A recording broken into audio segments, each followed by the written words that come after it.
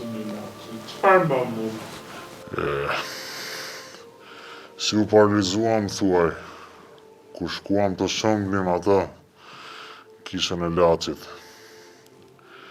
Shumë e tregojnë si legjendë urbane, shumë të tjerë si mistere. Çfarë ndodhi në atë maj të vitit 1981, kur shkuam të shëmbnim gërmadhat e mbetura të kishës së Laçit, shumë pak vetë e din. Ne ishim 32 ushtarë, sot se di sa kanë mbetur, e di që kemi mbetur pak. Disa edhe kanë vdekur, disa kanë ikur jashtë. Për mua është e lehtë të flas për këtë temë. I kujtoj shokët e ushtrisë që e kanë mbyllur këtë histori. Unë isha një prej ushtarëve të cilët mbetëm të paralizuar. Ishte mrekulli, edhe është mrekulli që jam gjallë sot. Jetën ja kam borxh asaj kishës së Laçit atje.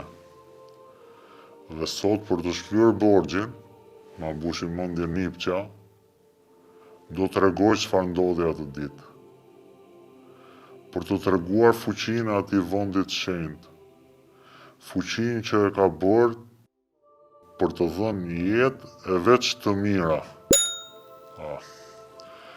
Familja ime nuk fliste kurrë për fen. Ishte ndaluar në atë kohë. Babai me maman e dini që diku aty lart, fshehur në maj, ishte një vend i shenjtë.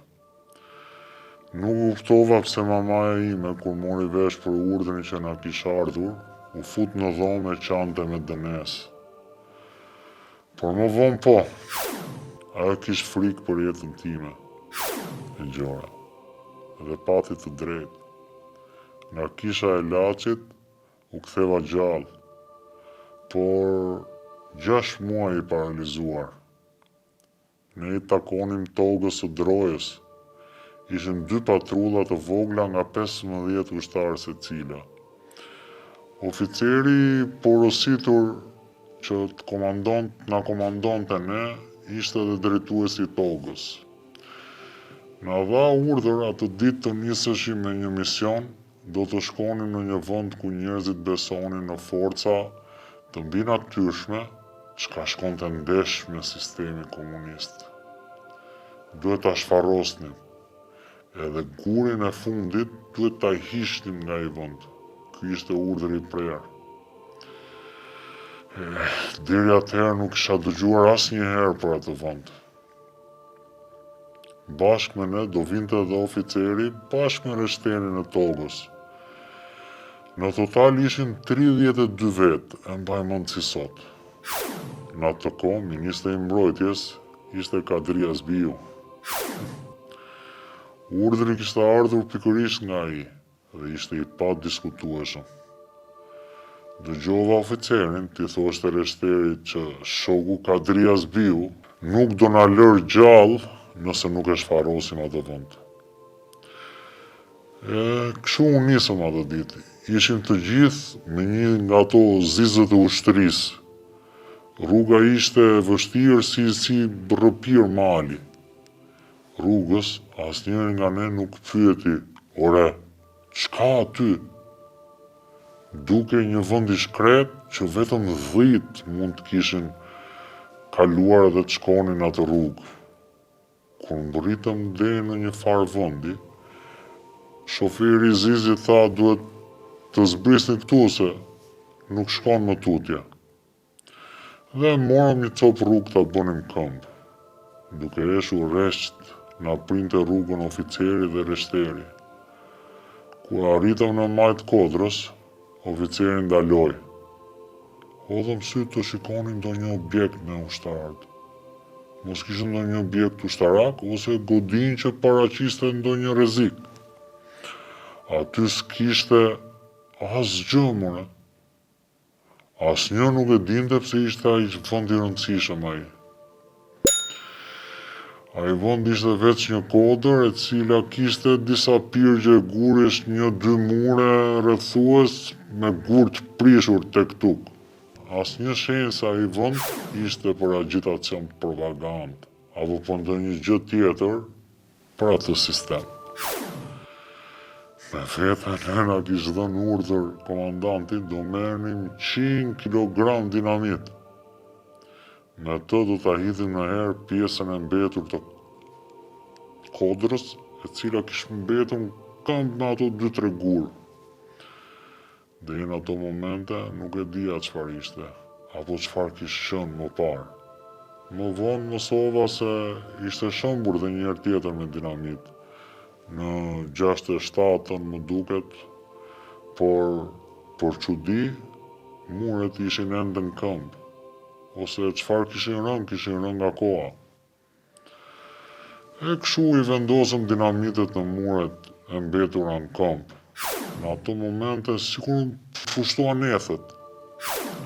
Ishte ngrohtë, vetëm punë sekondash, nisën të dalin ret. Koha u nxi. Kishte një lloj ajri si lagështirë, nuk e shpjegoj dot as sot ato, dhe tani ndihem kamese. Sikur kisha një thes me gur mbi kurriz, më rëndonte gjithë trupi.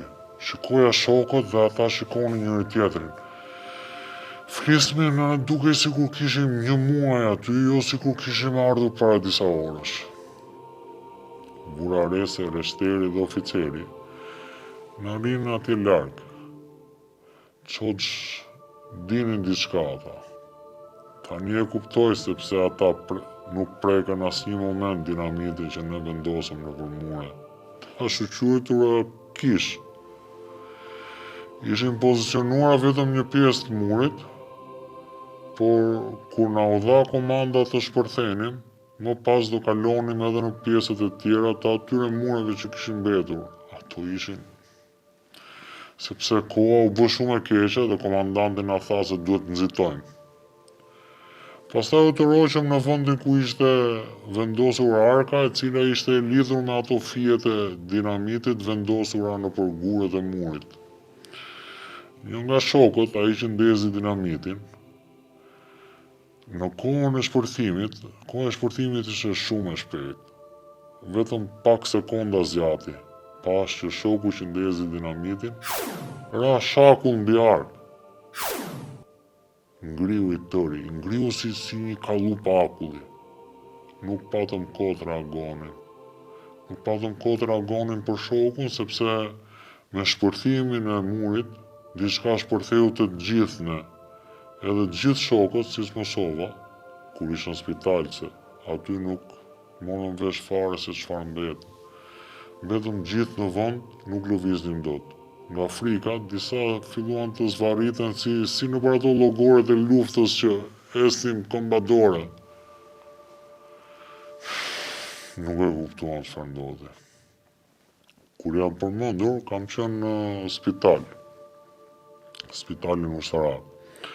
Më thoni se syt i kisha të hapura, por nuk reagoja. Isha si i ngrirë në gjendje shoku.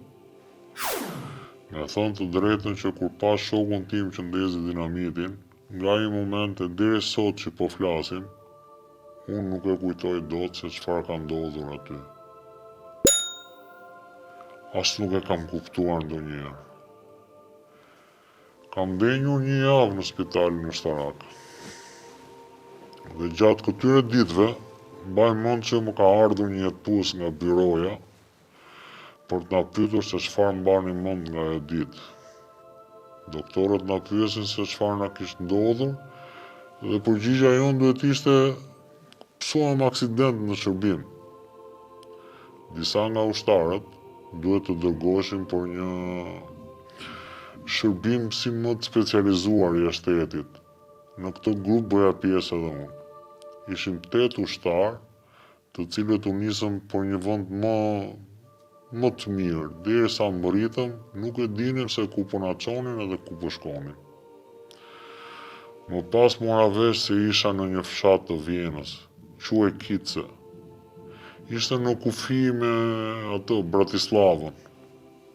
që nga ajo ditë nuk di më se çfarë u bë me shokët e tjerë.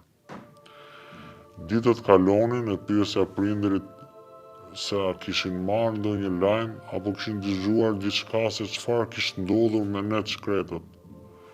Ata betoheshin për kokën time se nuk dinin asgjë. Kalova 7 muaj në atë qendër rehabilitimi. Gjatë kësaj periudhe, familja ime ishte interesuar që unë të filloja shkollën në Vjenë e mos të kthehesha menjëherë në Tiranë. U ktheva në Tiranë në verën e vitit 1985. Pak muaj kishte pas vdekjes së shokut e ver. Për vite me radhë, familjen time, por edhe në tërë vendin nuk u fol kur se çfarë ndodhi atë ditë.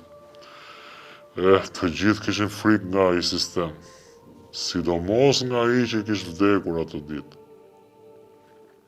Vite më vonë, një ditë në rrugët e Tiranës, më saktë në Kaçet, dhe kjo pamje nuk do m'hiqet kurrë nga mendja.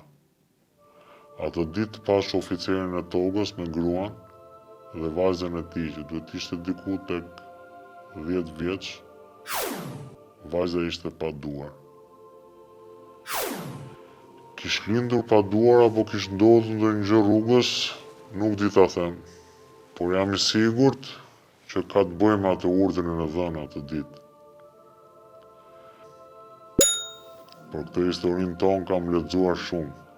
Akoma sot duket si një mister. Dhe më kot, sepse askush deri më sot nuk ka dalë me zë e figurë. Çka ngjarë atë ditë, vetëm ai atje e di. Që nga ajo kohë, që nga Mehmet Shehu e pastaj Adil Çaçani e me radhë e ka mistifikuar ngjarjen. Kishte nga ata që edhe thonin se ishim helmuar nga ushqimi, por asgjë nuk ishte provuar kurrë. Ai ka qenë, e mbaj mend, ka qenë një vit shumë i mbrapsht. S'ma heq njëri nga mendja, që shkak ishte edhe urdhri për shembjen e kishës së Laçit. Po atë vit Mehmet Shehu vrau veten. Ishte koincidencë, thanë. Nuk e besoj kurrë. Po Kadria Zbiu u shpall armik i popullit nga vetë Enver Hoxha.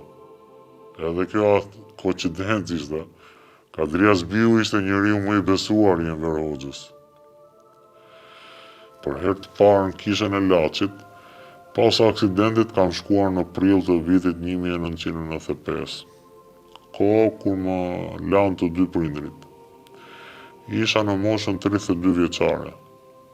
Sa po arrita atje kur zbrita nga makina, pata një rënqethje që më përshkoi gjithë trupin. Në të vërtet, në fillim u tromba. U tromba vërtet shumë. Sa një moment më duk sikur nuk do hecja dot e nuk e hidhja do të hapin. Por i kisha premtuar vetes dhe isha i vendosur që do ta vizitoja atë vend patjetër. Nuk i gënjej, e them me bindje se ai vend është vërtet një vend çuditëbërës. Nga ajo ditë deri më sot, unë se kam ndaluar vizitën time çdo 13 qershor jam atje. Si do qofsha jam betuar se vetëm nëse do jem në varr nuk do shkoj dot. Pse mendon se ta përkesh tani historinë tënde? Pse me maskë? Të thash më qup, si bëj djalit kish parë këtë emisionin tuaj me maskë, por tani që mendoj, maska ishte ajo që më bëri ta rrëfej historinë time. Sepse, siç të thash në fillim, disa e tregojnë si mister, e disa e tregojnë si gënjeshtra, e disa e besojnë vërtet. Vë bas tani. Se pash disa nga ato. Po sillini ju ato histori që keni patur, sillini pa maskë. Do ju thonë të njëjtat gjëra? Kur në botë. Unë pa maskë këtë histori do të tregoja si ato legjendat urbane, si që kam treguar Nietzsches. edhe familjes time. Maska vërtet të jep ka forcë flasësh.